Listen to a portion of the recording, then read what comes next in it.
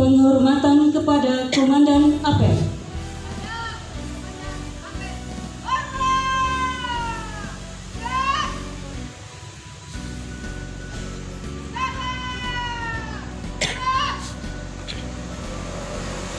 Inspektur Apel memasuki lapangan apel.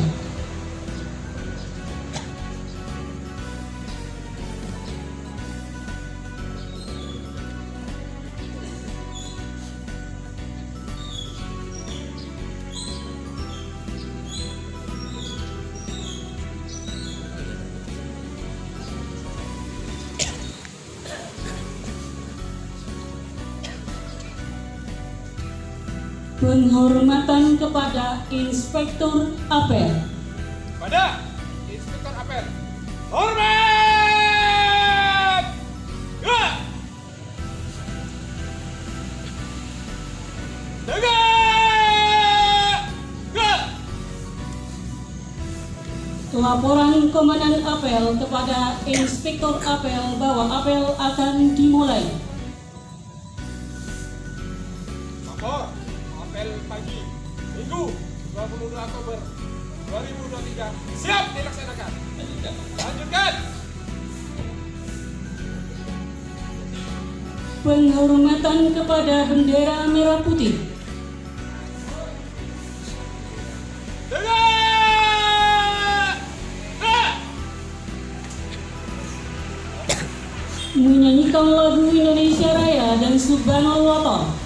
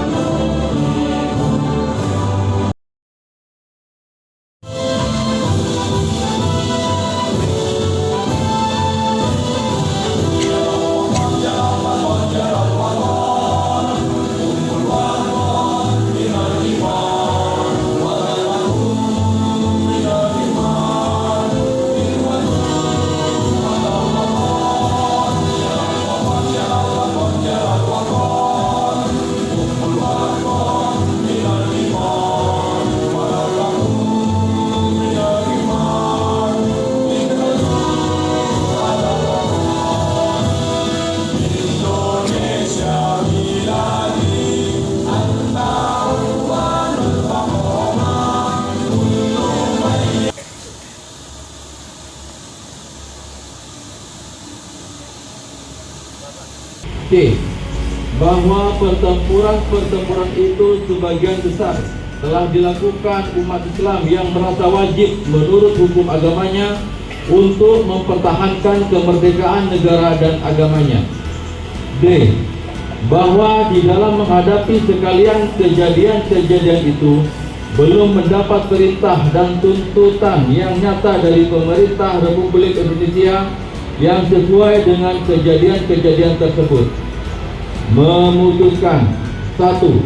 Memohon dengan sangat kepada pemerintah Republik Indonesia supaya menentukan suatu sikap dan tindakan yang nyata serta sepadan terhadap usaha-usaha yang akan membahayakan kemerdekaan agama dan negara Indonesia, terutama terhadap pihak Belanda dan kaki tangan.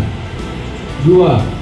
Supaya memerintahkan melanjutkan perjuangan bersifat sabilillah untuk tegaknya negara Republik Indonesia merdeka dan agama Islam. Surabaya, 22 Oktober 1945. Nahdlatul Ulama. Mudah-mudahan apa yang kita laksanakan ini menjadi ibadah yang diterima oleh Allah Subhanahu wa taala. Selanjutnya kami mau,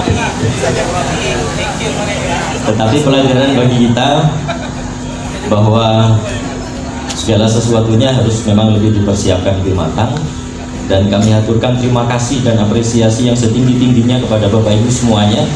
Gangguan barusan sama sekali tidak mengurangi khidmat kita. Terima kasih.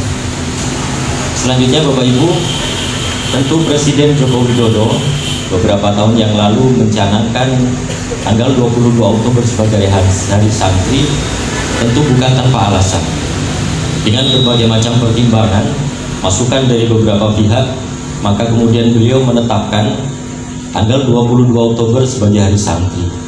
Dan ini berarti ada beberapa hal penting yang harus kita perhatikan. Yang pertama, kita bersyukur bahwa pemerintah kita saat ini telah memberikan perhatian yang luar biasa kepada pesantren dan sangat menghormati jiwa santri serta budaya kepesantrenan. Mungkin masyarakat mulai sadar bahwa di dalam pesantren kader-kader terdidik dengan baik. Di dalam pesantren para santri melaksanakan kewajibannya sebagai santri, belajar sekaligus mengabdi. Belajar saja tidak cukup, mengabdi saja tidak cukup. Belajar dan mengabdi di pesantren ini bagaikan dua sisi mata uang yang tidak bisa dibuang salah satunya. Belajar tanpa mengabdi hanya akan melahirkan manusia-manusia yang berilmu tetapi tidak berakhlak, manusia-manusia yang berilmu tetapi tidak mempunyai attitude yang baik. Namun sebaliknya juga, mengabdi tanpa belajar hanya akan melahirkan manusia-manusia yang semangat bekerja akan tetapi mudah dimanfaatkan karena minimnya ilmu yang dia miliki. Belajar dan mengabdi inilah yang kemudian menjadi jiwa santri, yang ini semua juga harus kita jiwai walaupun kita di luar pesantren. Kemudian yang kedua, Bapak Ibu sekalian, dengan penghargaan pemerintah kepada kepesantrenan dengan segala apa yang ada di dalamnya, maka mutlak bagi kita untuk harus meniru apapun yang ada di dalam pesantren, nilai-nilai positif yang ada di dalamnya. Di antaranya adalah kemandirian, ketawaduan dan lain sebagainya. Kita tahu bahwa santri adalah manusia yang mandiri. Semenjak di pesantren, seorang santri sudah harus melakukan apapun sendirian. Mencuci baju sendirian, makan juga demikian, memenuhi kebutuhan hidupnya juga demikian, menyelesaikan masalah juga demikian. Berbeda halnya ketika harus berkumpul dengan orang tua dan segala sesuatu masih merebahkan diri kepada orang tua. Jiwa kemandirian ini yang harus kita teladani dari para santri. Dan jiwa kemandirian inilah yang nantinya akan membuat bangsa kita sebagai bangsa yang besar. Kemudian yang kedua yang saya sebutkan tadi adalah ketawaduan. Rendah hati tanpa rendah diri. Orang yang rendah hati adalah orang yang hebat tetapi biasa-biasa saja dalam bertingkah.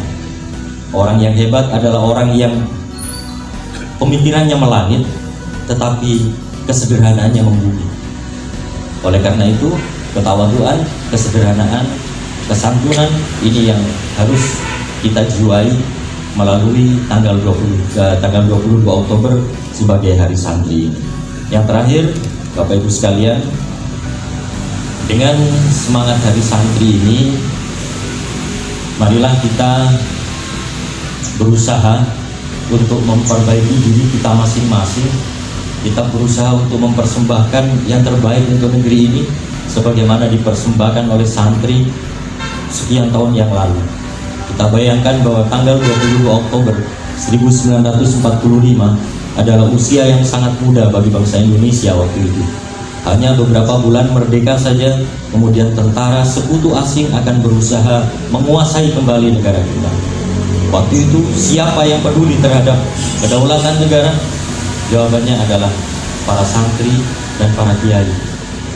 Sehingga Hadratus Syekh Kiai Haji Muhammad Hashim Asy'ari dengan ketokohannya, dengan haibahnya sebagai salah satu muassis dari Nahdlatul Ulama, kemudian mengeluarkan resolusi jihad ini yang intinya bahwa membela negara adalah kewajiban bagi seluruh warga negara Indonesia, dan mati dalam keadaan membela negara adalah mati dengan hukum syahid di dunia wal akhirah.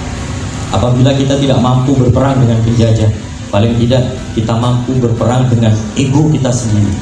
Kita mampu berperang dengan kemalasan kita. Kita mampu berperang dengan rasa benci yang masih ada di hati kita. Insya Allah dengan hari santri ini hidup kita menjadi lebih berkah dan Indonesia bisa menjadi lebih maju. Amin ya rabbal alamin.